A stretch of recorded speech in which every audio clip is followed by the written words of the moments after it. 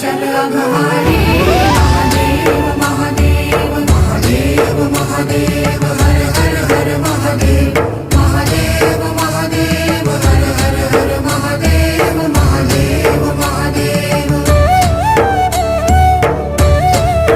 ब्रह्मा विष्णु महेश्वर तुम त्रिमूर्तिधारी करता भरता धरता तुम जी संहारी रक्षक भक्षक प्रेरक प्रिय आढरतानी